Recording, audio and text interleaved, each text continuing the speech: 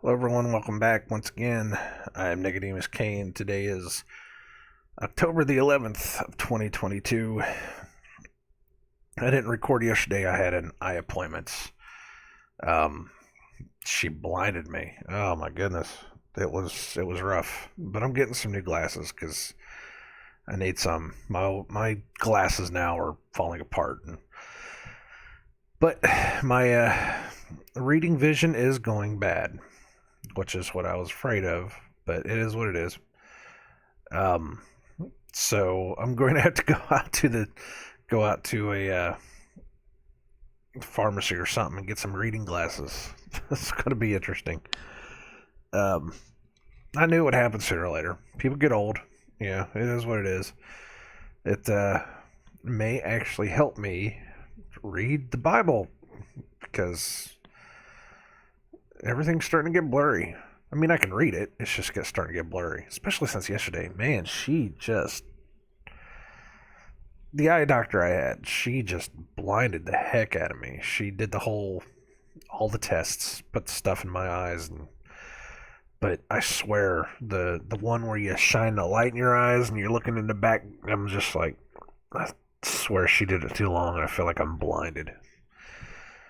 It's like I wasn't able to focus all night last night, and then this morning it's still a little fuzzy. So I don't know. Shit, I'm hoping she didn't screw my eyes up. But she said my eyes are fine. Other than my vision's just starting to go out a little bit. So, new glasses. Yay. But, anyways, enough about me.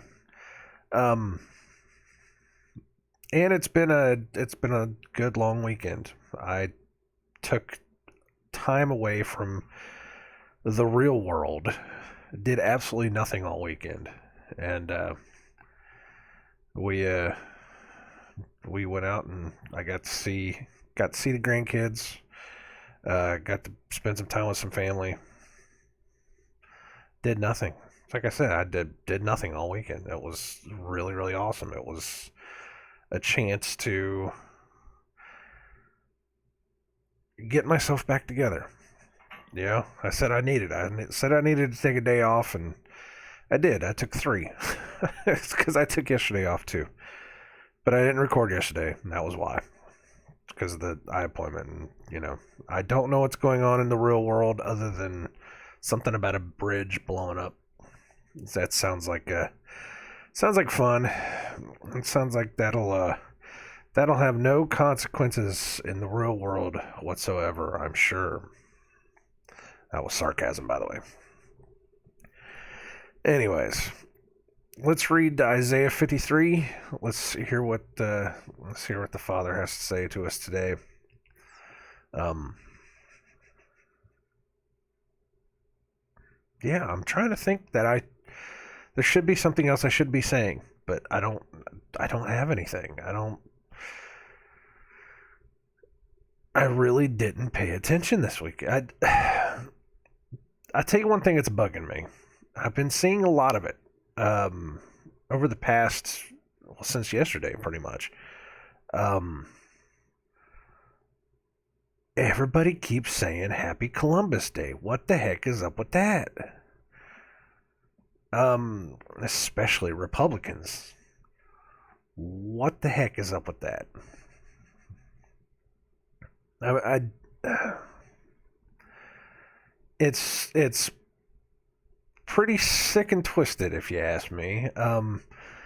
If you didn't know, if you haven't been following this channel at all, if you haven't understood a single word I've said about who the people were that existed in this country uh,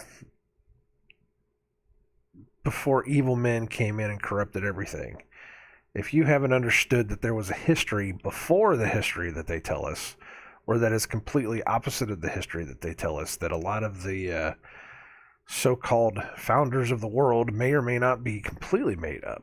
If you haven't believed anything of that I've told you, then you'll have to understand that Columbus is not a man to be celebrated.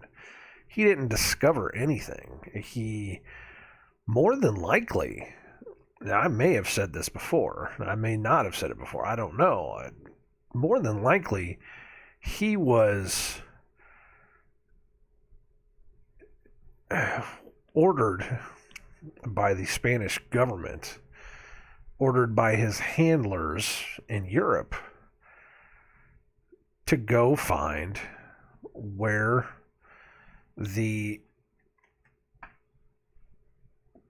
remaining tribes of Israel ran to. Now remember, I believe this, that they either were in America and they fled to other places, or they were in the Middle East, like everybody says, and they fled across the oceans to America. These people had to come from somewhere. These Hebrew artifacts, these Hebrew mounds that represent, or these mounds in America that represent Hebrew letters, this technology, this understanding, all of these Egyptian artifacts that people say that they found in caves, all of these things had to have come from somewhere.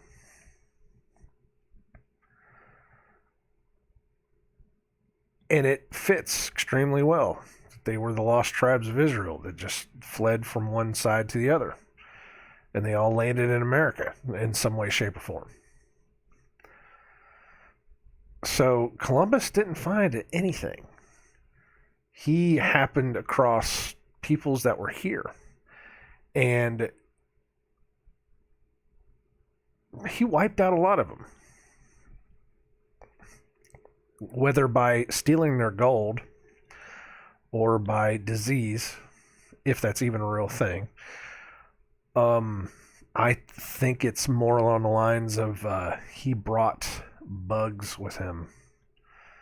Bugs that carry things. Because you have to remember that you can still catch something from a bug that lands on you and put someone else's blood in you. You don't really get sick too much from germs. But you can get sick by somebody injecting something into you. You can get sick by eating something that came from another place. And I think that's entirely possible. I think it's absolutely entirely possible that when Columbus came over, he brought foods, he brought bugs, he brought all kinds of nastiness that nobody had ever seen before over here, and they got a hold of it, and sure enough, there you go. It's the old saying. It's why you don't drink the water in other countries, because it's different. They don't. Most other countries may not fight the same nastiness that you do. That's why they talk about getting you immunized whenever you go to other countries. It's just so that you can handle the problems that other places have. I mean, fleas are a thing. Ticks are a thing. Mosquitoes are everywhere.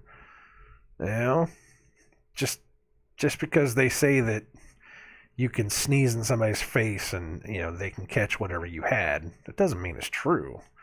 There's been enough scientific studies that have shown that, two people sitting across the table from each other, having them cough or sneeze right in front of their face, they won't catch anything. But there are other things that you can go and you can catch all kinds of stuff. So what if Columbus brought all these things with him? And of course, I've heard the stories of him completely wiping out entire tribes, stealing their gold, taking slaves back, all kinds of stuff. And then, of course, what is it, 600 years, supposedly 600 years removed, they can change the books however they want. They can change the history however they want. History is written by the winners, and sadly, the good guys have not won a war on the earth for thousands of years. Sadly. So, I just find it weird, and I don't know if this is just another ploy by the vulture in charge, and I'm not just talking about one man, I'm talking about the vulture in charge, the eagle, the, American, Roman, Egyptian eagle that's been there for years, the eagle that's in charge, the Birdman. Hey man, we can call him a Birdman now. He's what's his name? Nisroch. There was a bird god that had the head of an eagle. These people worshipped. They worshipped an eagle. Maybe it's him. Maybe he's the one in charge. Who knows? But it's maybe it's him trying to convince you that the right wing, his right wing, is bad because they're pushing Columbus. And they're definitely misguided. We shouldn't be pushing Columbus. Columbus is not worth. He should not be worth following. And I'm not saying that just because of all of the things that he did. And I'm not going after the whole National Indigenous Peoples Day either, because they're following something completely different too. I've seen National Indigenous Peoples Days memes that have white people sitting in Native American headdresses. It's ridiculous. I'm not following that either because we don't know the true history of that either. But what if it's the eagle god causing his right wing to say these things in order to piss the left wing off, so that we just keep on fighting? Because the more they have us divided, the easier it is for them to control us. I heard it once before that somebody said that, if we were to really truly be voting for the best person to run the country, we wouldn't have just two choices. People say, of course you don't have two choices. You got more than no, you only have two choices. The media, the politicians, the government itself convinces you over and over and over again you've only got two choices. Red or blue. That's it. Everything else is not going to do it for you. So you have this extremely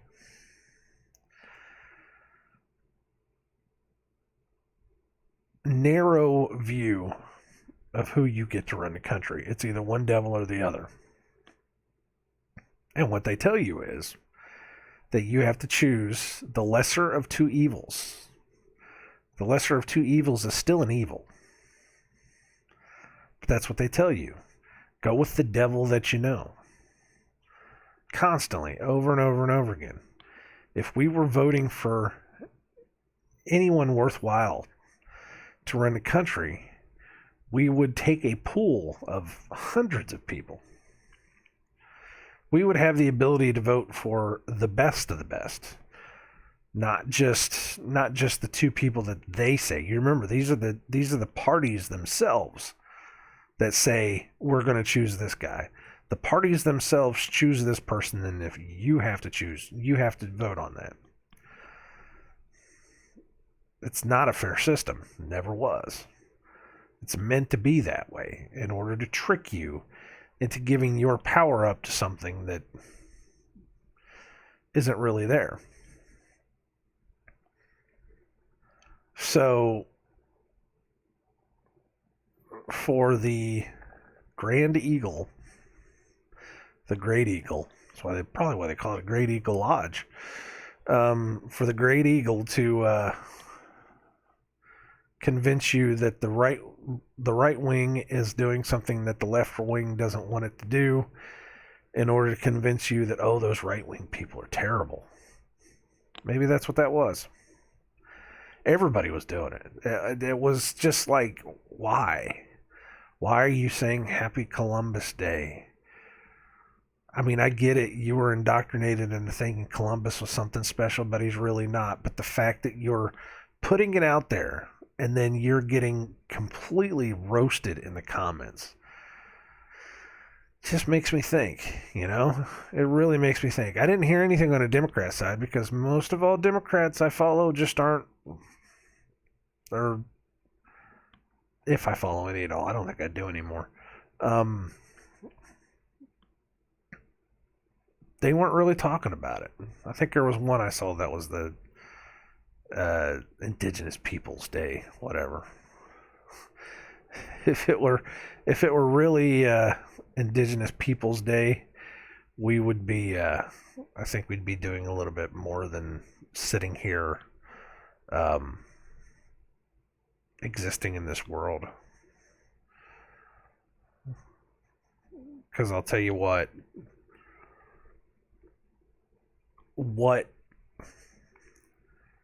evil men have done in order to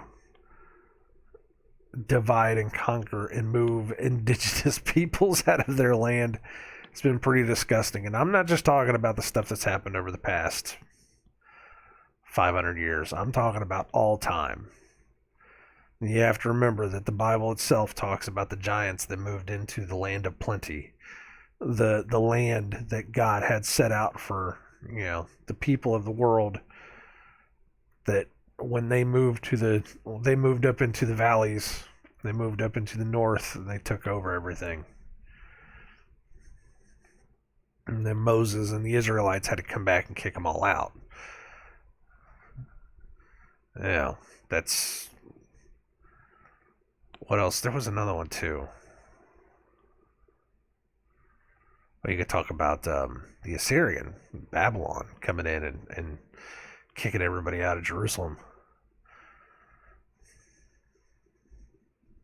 Of course, then you could talk about current events, too. About, what was it, about 70-something years ago that certain nations of people started kicking others out of a certain country, and they've been doing it successfully for the past 70 years.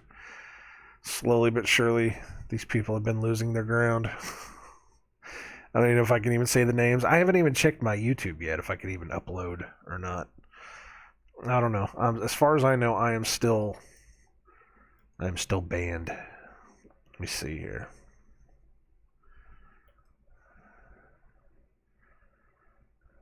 Upload. Everybody's talking about She-Hulk. Okay, let's try... No, not that. Let's just try a random... Nope, too many strikes. I wonder when I can actually post. It never tells you that when you can post again. It just tells you that you have too many strikes. So, I don't know.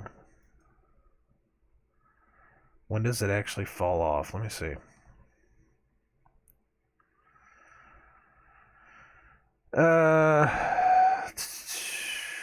Wait, that's September.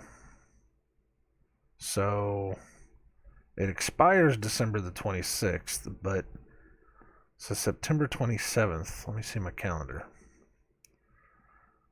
Oh, today, actually. Right? Yeah. So it should fall off today, and I should be able to start posting on YouTube again tomorrow, I hope. Oh boy. To go through 2 weeks of videos that I have to upload. Oh wow. Whatever. Anyways, let's read. I know I'm kind of going on and on about nothing. I'm tired. I had a crazy dream about being inside of a factory or some kind of a warehouse or something. I don't know. That we were putting kits of stuff together, and just, it was weird. I don't know. Stuff I used to do. I used to do that kind of stuff before I became Mr. Sit down and work at a desk guy. It's crazy how life has turned out. All right. Isaiah 53. Who hath believed our report? And to whom is the arm of the Lord revealed? For he shall grow up before him as a tender plant, and as a root out of a dry ground. He hath no form nor comeliness. And when we shall see him, there is no beauty that we should desire him. He is despised and rejected of men, a man of sorrows, and acquainted with grief. And we hid, as it were, our faces from him. He was despised, and we esteemed him not. So stopping there, who hath believed our report? To whom is the arm of the Lord revealed? Now, what is this?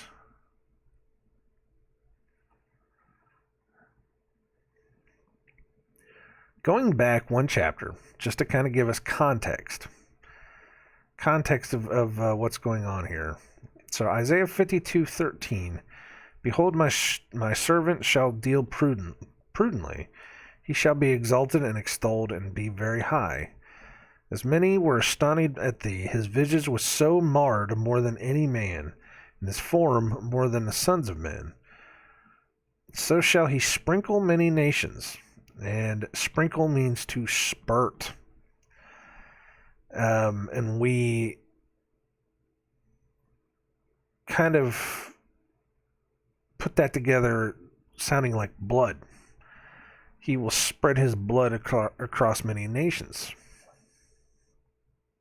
The kings shall shut their mouths at him, for that which had not been told them shall they see, and that which they had not heard shall they consider.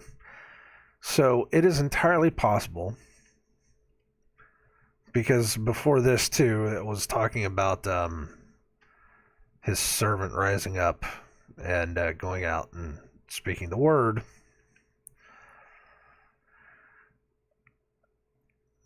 So we said this is either a servant of God that's going out spreading the word, spreading the message, doing the good deeds, or this could be the Christ. Behold, my servant shall deal prudently. He shall be exalted and extolled and be very high. As many were astonished at thee, his visage is so marred more than any man. And Christ was beat and whipped and crucified beyond belief, and his blood so shall he sprinkle many nations. The word there for sprinkle was spurt, as in blood. Blood spurts. His blood will cover many nations. Taking that into account, I'm not saying it is what it is. I'm not saying this is who it's talking about, but it's pretty close. We've seen a couple other places in Isaiah over the past couple chapters where you really get that idea of maybe they're talking about somebody. Maybe we should be paying attention. But taking that into account, going back to the top of 53, who hath believed our report? And to whom is the arm of the Lord revealed? The arm of the Lord. Christ sat at the right side of God.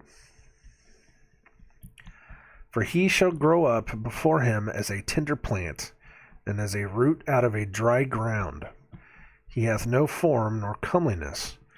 And when we shall see him, there is no beauty that we should desire him. Now, I have heard this before.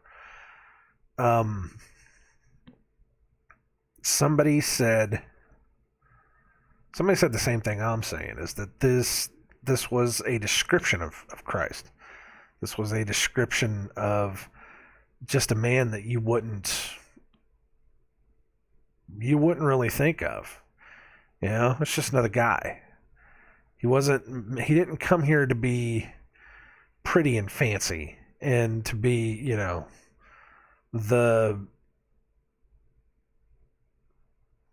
have to remember, the Antichrist will come as something beautiful and amazing and wonderful, and will completely and totally astound everybody. He will come, and everybody will come flock to him because he's so beautiful and wonderful, and all these things that Christ wasn't. Christ came not to be something that they would come and adore. He would be something to come and want to ask for him to forgive them. He was the judgment. And somebody has said this before. These descriptions like this, and I think it even says it in the New Testament too. Very short. You could just kind of glance over it, and it's kind of gone. That um, there was not much to him. He was just a guy. You wouldn't be able to pick him out of a lineup. He's just another guy. But the things that he could do, the things that he was saying, was enough to change the world. For he shall grow up before him as a tender plant, as a root out of the dry ground. He hath no form nor comeliness. And when we shall see him, there is no beauty that we should desire him. But what he says, what he gives you, will be desired. He is despised and rejected of men. That sounds about right. A man of sorrows and acquainted with grief. And we hid, as it were, our faces from him. He was despised, and we esteemed him not. Now, there is a reference here to John 1. I gotta know. Da-da-da. Let me see. See if it says it, because I know it says it somewhere else that... Nope, that's not it.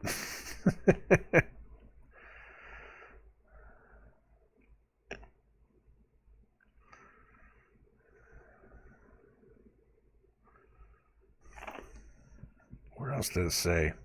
Hebrews? That's probably just the same. Because this one just says, he was in the world, and the world was made by him, and the world knew him not. There was nothing special about him other than the message, other than what he was saying. He was not meant to be. He was not meant to be a beautiful and amazing creature. It was what he was saying that was more important. Come on, man. Where's Hebrews at? Do I keep passing it? I must keep passing it. There it is. So what is this? Hebrews 4:15. I just wanted to see if they have... I don't know if they'll have the description in here or not.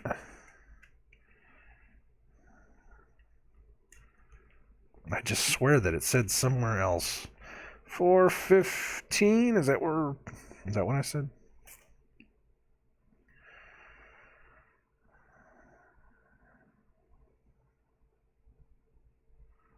For we have not an high priest which cannot be touched with the feeling of our infirmities, but was in all points tempted like as we are, yet without sin.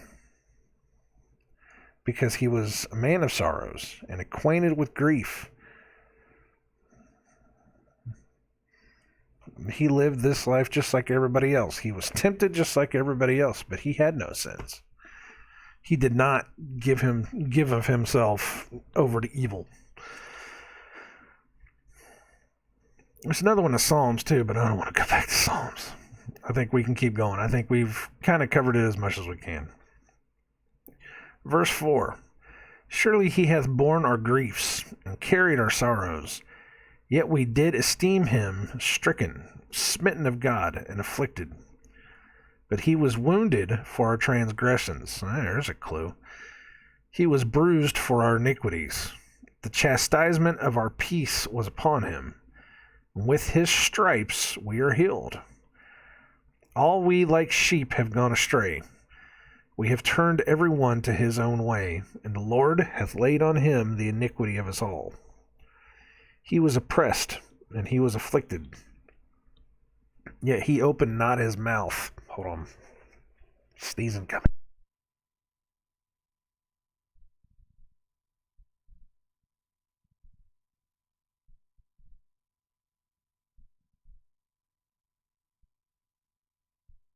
It was one of those sneezes that was sneaking up on me. I could feel it. Just slowly closing in. Give me another second here.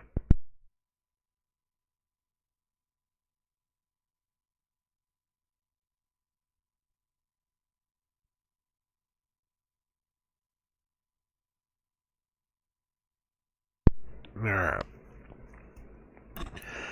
We did turn the furnace on, and it is starting to blow the dust around the house. We got the good filters too, so it's taking care of some of it, but there's still dust inside of the vents. We can get those cleaned. We'll do that eventually. Where are we at? All we like sheep have gone astray. We have turned every one to his own way, and the Lord hath laid on him the iniquity of us all. Okay, verse 7. He was oppressed, and he was afflicted, yet he opened not his mouth. He is brought as a lamb to the slaughter, and as a sheep before her shearers is dumb, so he openeth not his mouth. He was taken from prison and from judgment, and who shall declare his generation? For he was cut off out of the land of the living. For the transgression of my people was he stricken. And he made his grave with the wicked, and with the rich in his death, because he had done no violence, neither was any deceit in his mouth. All right. Let's go back up to verse 4. Surely he hath borne our griefs and carried our sorrows, yet we did esteem him stricken, smitten of God, and afflicted. But he was wounded for our transgressions. He was bruised for our iniquities. The chastisement of our peace was upon him, and with his stripes we are healed. And we all know those stripes. And I mean, this is getting, it's sounding more and more like other commentaries I have heard. By his wounds, by his blows, his stripes, his bruises. Kaburah? Kaburah. Wow. Okay. What was the other one I was looking for? Chastisement of our peace.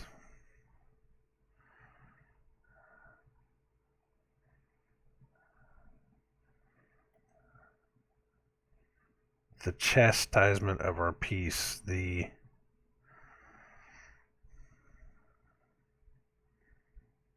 discipline of our peace. But at the same time, I'm taking that as the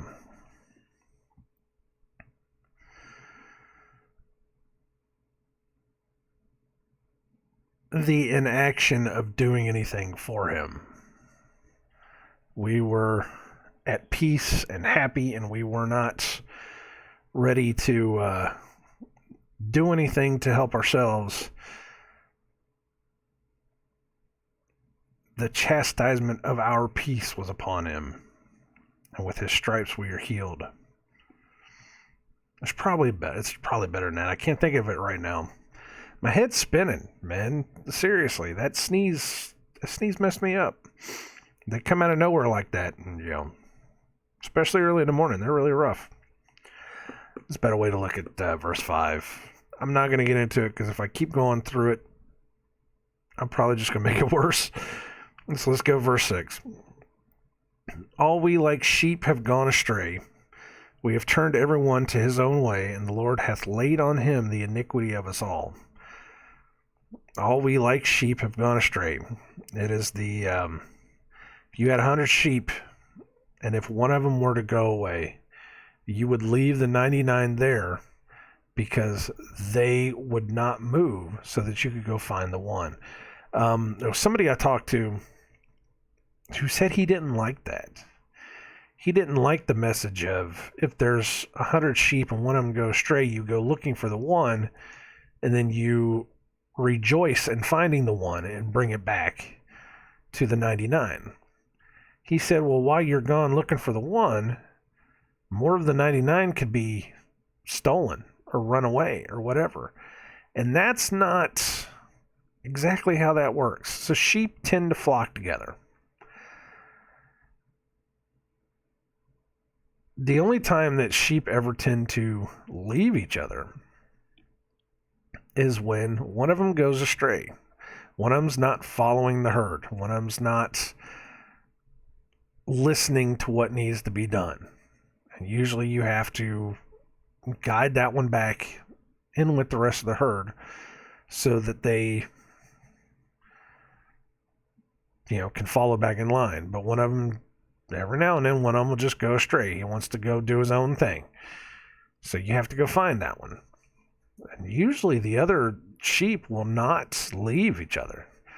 That's definitely something that was said by someone that has never actually watched sheep or cows or any cluster of animals. They tend to stick together and take care of each other.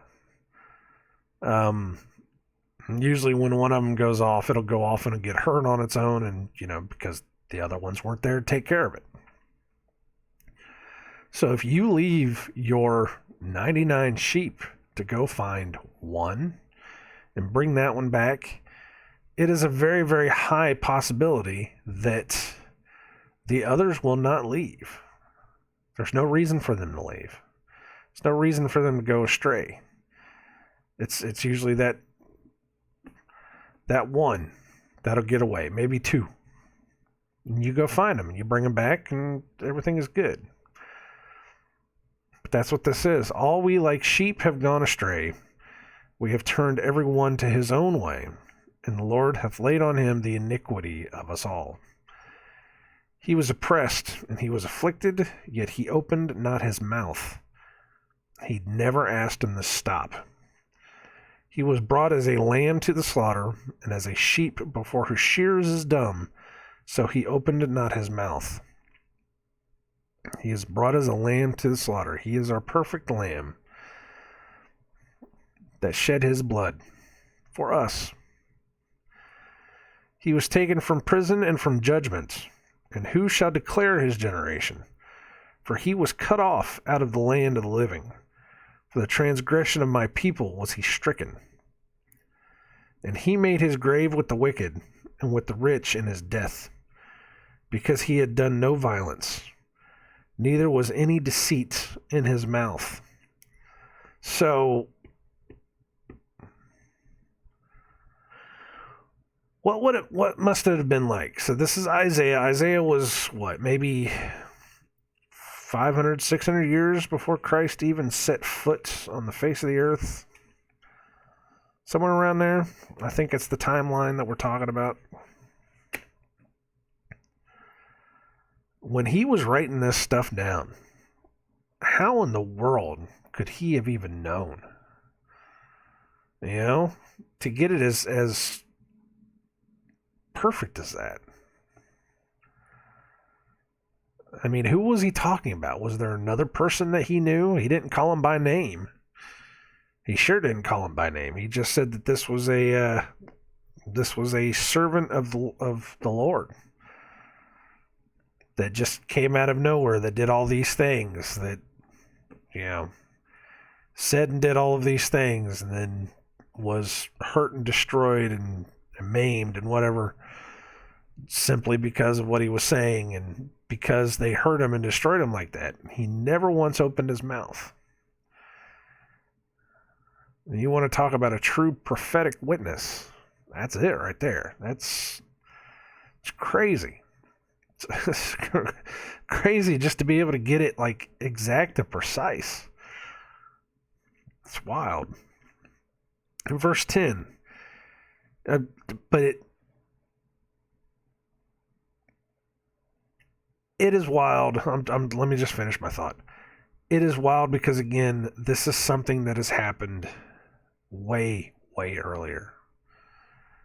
And it came together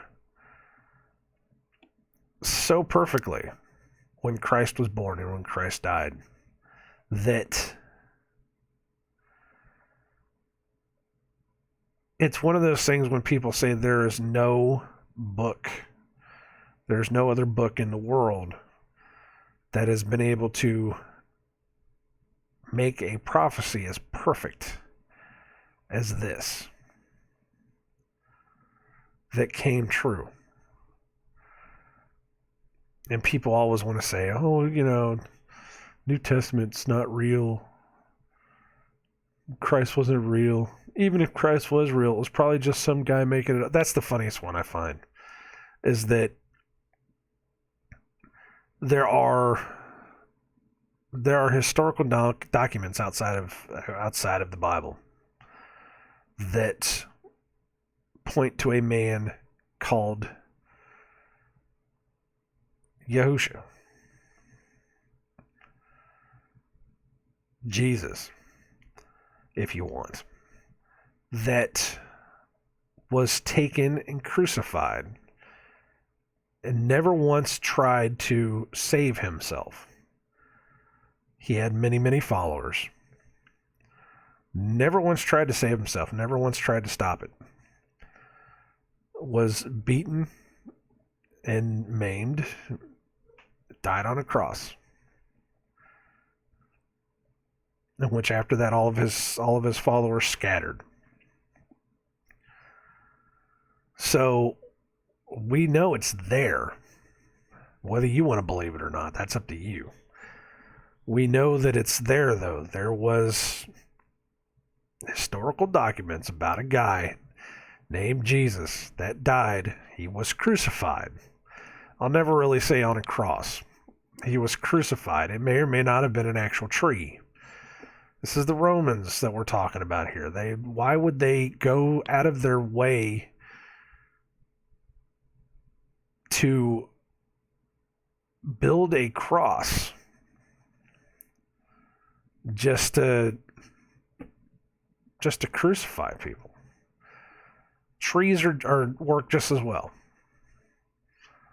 It's entirely possible. Now I'm not saying that, of course they would build something and, it's the Vlad the Impaler effect is, impaling your victims on sticks in front of your castle in order to tell them, hey, I'm not anybody to screw with. That's what the Romans did too.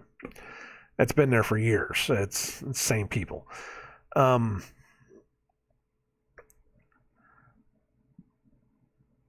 it's still entirely possible it was an actual tree, because the Bible even says he was crucified on a tree. He died on a tree. I get it that a cross is made out of wood. Okay, fine. But at the same time, it's not that hard to take the crossbar, which you crucify somebody's arms to, and hang it on a tree. Something to contemplate, just something to think about. I mean, we've always had this image of, it was a perfect wooden cross that they shaped into, this railroad ties, and then, crucified somebody on top of it. And we don't know if it was 10 feet in the air, 20 feet in the air, 2 feet off the ground. We don't know. People have said that it didn't even have to be that high.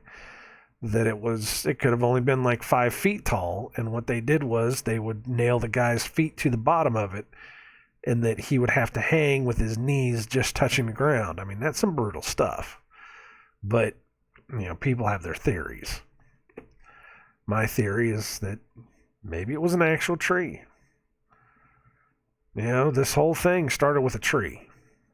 We talk about the tree of life, the tree of the fruit of good and evil, the whole thing.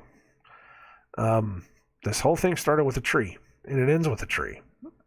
And there's tree imagery throughout the entire Bible. What if it was an actual tree? It's just a thought. It's just thoughts that I have. Again, it's one of my theories. But we've been programmed with this imagery over and over and over again of 3 perfect crosses, being about 10, 20 feet high, sitting on top of a mountain somewhere. Okay, it's possible. I'll give you that. It's possible. I'm not going to say that it's not. But again, what if it's something else? What if it's something else entirely? I don't know. There's images, there's depictions of people that were crucified just directly on a tree. They just they take their hands and They just wrap them around the tree, take their arms and take their legs and just wrap them around the tree, and they're like that. There's images of that. There's images of them doing that to supposedly black slaves. He was hung by a tree. So it's what the Bible says, word for word. They used to hang black people from a tree. It's a little too close, man. It's a little too close. Anyways. Where was I at? He made his grave with the wicked and with the rich in his death, because he hadn't done no violence, neither was any deceit in his mouth. Verse 10. Yet it pleased the Lord to bruise him. He hath put him to grief. When thou shalt make his soul an offering for sin, he shall see his seed. He shall prolong his days. And the pleasure of the Lord shall prosper in his hand. He shall see of the travail of his soul, and shall be satisfied. By his knowledge shall my righteous servant justify many, for he shall bear their iniquities. Therefore will I divide him a portion with the great, and he shall divide the spoil with the strong, because he hath poured out his soul unto death, and he was numbered with the transgressors, and he bare the sin of many, and made intercession for the transgressors. So if we go back, if I can turn the page, there we go. Yet it pleased the Lord to bruise him. It pleased the Lord to bruise him? Yes, it did.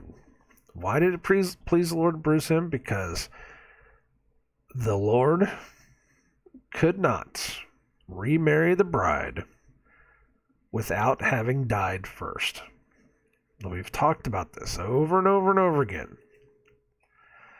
God had to come down. God had to die, because God can't die. God had to die. He had to find a way to physically die. So he found a way. He created a vessel in which that he could inhabit, so that he could walk the earth, so that he could live and die as a man, because all men die. Everything dies. By the sin of eating the fruit of the fruit of the tree of the good knowledge, of the fruit of the tree of the knowledge of good and evil, of good knowledge. What the hell am I talking about? He said, if you eat that, you will die. And that's been the curse that was put on us. Everything in the world lives and dies. God cannot die. From all aspects that I can see, angels and demons cannot die. I don't know if that's, I don't know if that's true yet, but we're going to find out eventually, I'm sure. God cannot die. So God had to find a way through his law. And I love that people are now starting to try to make this separation between God's law and Moses' law. Like they're trying to say, this was man's law. Don't follow man's law. Even though it's in your Bible, don't follow man's law. Even though it's not God's law, it's man's law. But God follows that law. It's amazing how God does his absolute best to follow man's law whenever it comes to following man's law. See, this is the thing that bugs the hell out of me, is that everybody says, well, God's law is different from man's law. Man's law was only there to hurt us and destroy us and manipulate us into doing this and yada, yada, yada, all this other kind of stuff. Okay, then why do we even talk about Moses anymore? Why don't we just throw all that out? You throw that out, you throw out every single bit of the beginning of history. The only way that you know how it all started is because of Moses. And if you're going to throw out Moses' law, then you have to throw out everything he said. So no, it's in there. It's in there for a reason.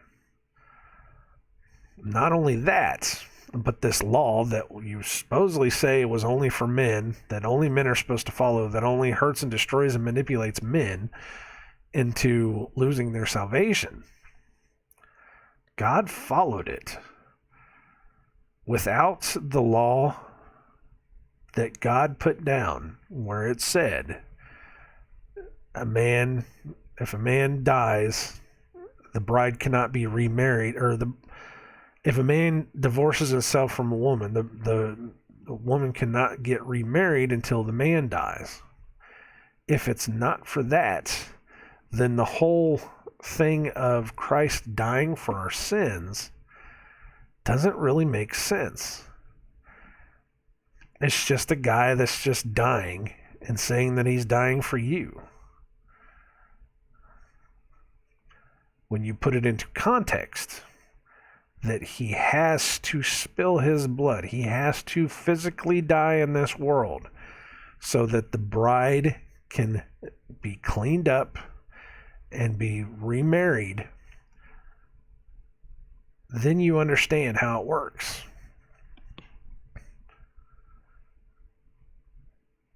God is following his own law, and it just happens to be a man's law. And it's crazy, and it's nutty when you think about it in terms of, in terms like that, but it's, you gotta listen to this stuff. You gotta understand it. And there's a spiritual aspect of it too that we don't know. And again, I go on and on about, sometimes it just sounds weird. It sounds crazy, but it's like there is still a spiritual aspect of this that we can't understand. For whatever reason, God is subject to these laws as well as we are. So in order for us to be able to follow that law, God had to come down as a man so that he could be a part of that, so that he could pull us all back in. You have to understand how this works. That's why it says it pleased him to bruise him. It pleased the Lord to bruise him, because this is what he needed. He needed to have this so that he could make the new covenant. He hath put him to grief. When thou shalt make his soul an offering for sin, he shall see his seed. His seed. He shall see his seed. God shall see his seed. He shall prolong his days, and the pleasure of the Lord shall prosper in his hand. He shall see of the travail of his soul, and shall be satisfied.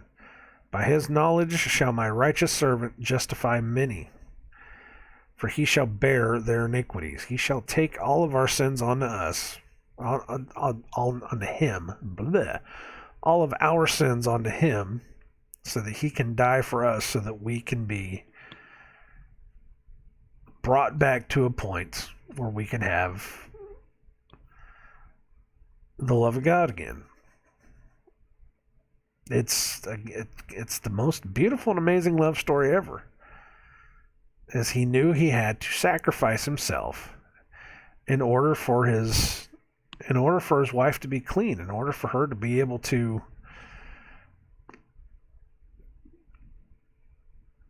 walk back into the world clean and pure. It's when you really get down to understanding it, it's really a beautiful thing. For he shall bear their iniquities. Therefore will I divide him a portion with the great, and he shall divide the spoil with the strong, because he hath poured out his soul unto death, and he was numbered with the transgressors, and he bare the sin of many, and made intercession for the transgressors. He was numbered with the transgressors, and he bare the sin of many, and made intercession for the transgressors. He was put with them. He was numbered with the transgressors because they thought he had done something. They thought he had transgressed the law. There were so many laws that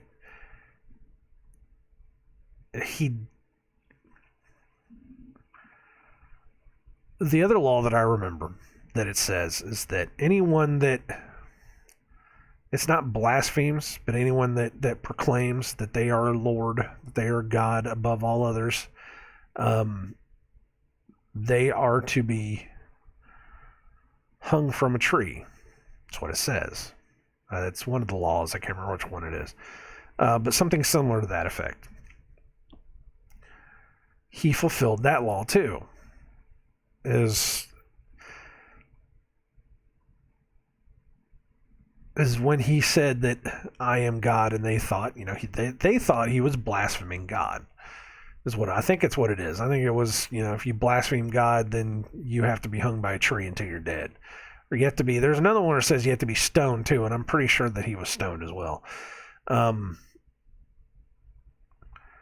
he fulfilled that law too. There were so many of those laws that I don't hear, when I was coming up, I didn't hear a lot of people say it. That, oh, he followed this and he did this, he did that, he didn't do this, he didn't eat this, he didn't go here, he didn't, he did all of these things, but then because God's people thought that he transgressed these laws, then they had to do stuff to him as well. He died because of the law. But he had to, because part of the law says that he had to die so that we could all be forgiven.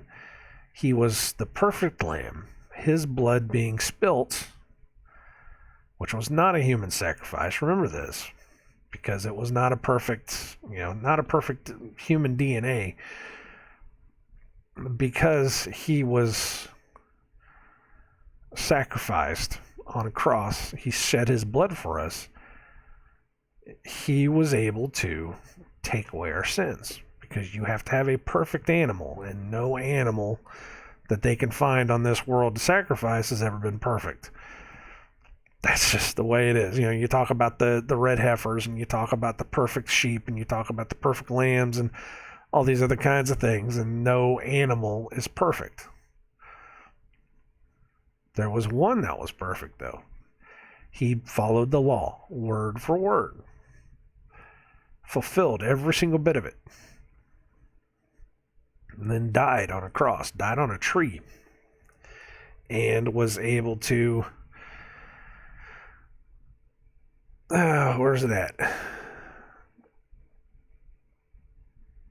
By his knowledge shall my righteous servants justify many, for he shall bear their iniquities. And he shall bear the sin of many, and made intercession for the transgressors, so that he could save us. And there's way more to it than that, and I've said it time and time and time again. There are people out there that can say it better than I can. I'm getting better at it.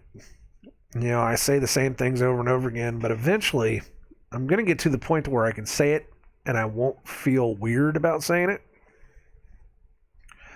Because every time I do say it, I tend to think, I said that wrong. I know I had to have said that wrong. I know I had to have, I said one thing there that I probably shouldn't have said, and I said another thing there so I'm not perfect. Sooner or later, I'm going to get it right. Sooner or later, I'm going to get it right, and it's gonna feel good, and I'm going to be like, that's it. That's the way I needed to say it right there. But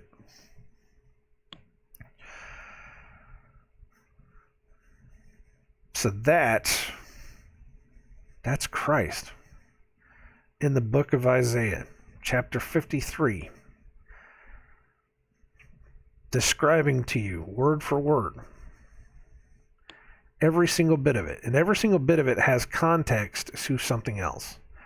That you can go back to some other place and you can ask the question, well, why does it say that it pleases the Lord? Why does it say that he has to take the transgressions? Why is he a lamb to the slaughter? Why is he oppressed and afflicted? Why is it that they say that we despised him and hated him? Why is it that he was a man of sorrows and he was acquainted with grief? Why was he taking all of these things onto him? Why was he this and that and all this other kind of stuff? Why was he just a common guy. What was it? He hath no form nor comeliness. Who was this guy? Just a nobody. Nobody came out of nowhere. Committed no sins, and then happens to be the savior of the world. What? Who? Why is it like this? What is going on here? You remember that though. Whenever it says he has no form or comeliness, there is no beauty that we should desire him. You remember that the next time you go over to your grandma's house and you see that picture of Christ, and it's a nice, handsome man with a nice, clean. I always thought it was amazing, the nice, clean, combed out hair, and a nice, clean, shaved beard. Very handsome man. Very, very handsome man. It's amazing how that works. Yet that goes against everything that it says that, the Israelites had followed, believed. They didn't. They let their hair lock. Is what it says. If they kept it, if they didn't cut it short, because some of them cut them short, but there is power in hair. Samson told us that. Is that if you let your hair grow, it's almost like a spiritual beacon. Would Christ have cut his hair? No, because there's a law that says that you shall not shave the sides of your beard. You shall not shave the sides of your head. You shall not cut your hair. You shall let your hair grow. So Christ, more than likely, had hair that he might not have kept. I don't think he probably kept it very well. That locked itself up. So he probably had some kind of dreadlocks. Probably had a beard. Put oils in it. We know that much. He put oils on her hair too.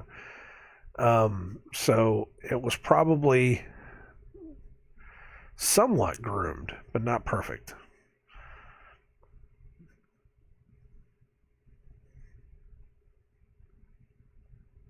I was thinking about it for a second. I was thinking about that History Channel, the one show that they did where they were proclaiming, "Oh, we think that we have the face of Christ," and they showed us the face of Christ, and it's just like, I never liked that. The big nose, Middle Eastern, short hair, no beard. It's like, really? He was an Israelite. He would have followed the law. He wouldn't have cut his hair. He would have cut his beard. He would have let it grow. Now, I don't know what color he would have been. He probably might not have been big nose. Maybe flat nose, but not big nose. I know in the Bible, towards the end, it talks about his feet having the resemblance of burnished brass. That's like brass that came right out of a fire. You put brass in a fire and it blackens. If his feet were black, does that mean that he really did walk in hell for three days after he died? No, because hell is not hot. There's nothing in the Bible that says that there is a hell that has fire everywhere. There's a Sheol, which is a place in the cold. We learned about this. It is a place where they store the dead. And it is a place on the outer rims that is in ice. It is frozen. So it's cold. So no, he wouldn't have, unless he got gangrene, frostbite. Maybe. Really? You gonna do that? You gonna go with the frostbite thing? No. His feet were like burnished brass. They were blackened. Just like the rest of his body. He would have had long hair, because they wouldn't have cut it. He would have had a long beard. He was not comely. And he was something that you would not desire. Think about that for a second. Are you even going to know what Christ looks like whenever he comes back? Are you even going to know? That's why it talks about an antichrist.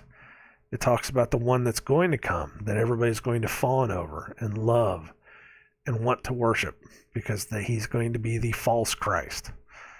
When the true Christ comes, I don't think you're going to know.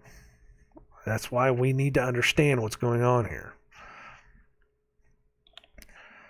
So anyways, I hear my wife calling. I don't know if she's calling me or if she's just yelling at the dogs. I don't know. So I'm going to have to go find out what's going on. God bless you all. Take care of yourselves. I shall talk to you all later.